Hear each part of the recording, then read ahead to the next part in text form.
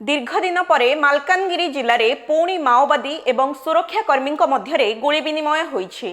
मालकानगिरी जिला को बाहर राज्य माओवादी पशि आसवाक उद्यम करुवा बेले डीवीएफ जवान और माओवादी मध्य गुली विनिमय होइथिला। सूचना अनुसार कालीमेला ब्लॉक रे थिबा जिनेलगुड़ा जंगल दे किछि माओवादी जिला मध्य को पशिवाक उद्यम करुवा बेले सही अंचल रे डीवीएफ जवान माने तलाशी अभियान आरंभ करथिले। विलंबित राति रे जवान और माओवादी मध्य सामना सामनी हेबा सह गुली विनिमय होइथिला, जेउथिरे जणे माओवादी निहत होइथबा सूचना मिलुछि। सेहीपरि जणे डीवीएफ जवान गुली विनिमय रे आहत होइथिबा बेले तांको नाम डंबरू बड़नायक बोली जणा पड़िछि। एहा सह दुई जण माओवादी को जवान गिरफ्त करिथिबा बेले वर्तमान मध्य अंचल रे तलाशी अभियान जारी रहिछि। ए संपर्क में अधिक सूचना देउछंती आम मालकानगिरी प्रतिनिधि अशोक मिश्र।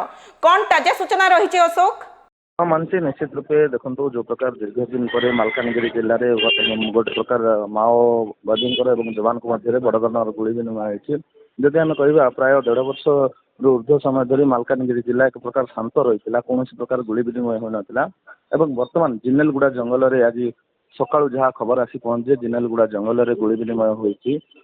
गुली विनिमय बर्तमान सुधा जहाँ अपडेट रही जड़े माओवादी निहत होती और 2 जण माओवादी को जवान मैंने गिरफ्त कर सफलता हासिल कर अपर पक्ष जड़े जवान डीवीएफ जवान ए गुली विनिमय आहत होती 2टी गुली बाजी से बर्तमान जिला मुख्य चिकित्सालय चिकित्साधीन अवस्था जहाँ सूचना मिल पार्टी। आउ गोटे कथा जब कह जो जिनेलगुड़ा जंगल रही से जंगल कोटना कोटी मालकानगिरी छत्तीसगढ़ और आंध्र सीमावर्ती अंचल रही तेणु सीमावर्ती अंचल माओवादी मैंने मालकानगिरी जिले में प्रवेश करने प्रचेषा करता बेले गुली विनिमय होता जमापड़ी। बर्तमान संपुक्त अंचल तलाशी अभियान जारी रही प्राय 5 ରୁ 6 माओवादी आहरी जंगल मध्य लुचि रही।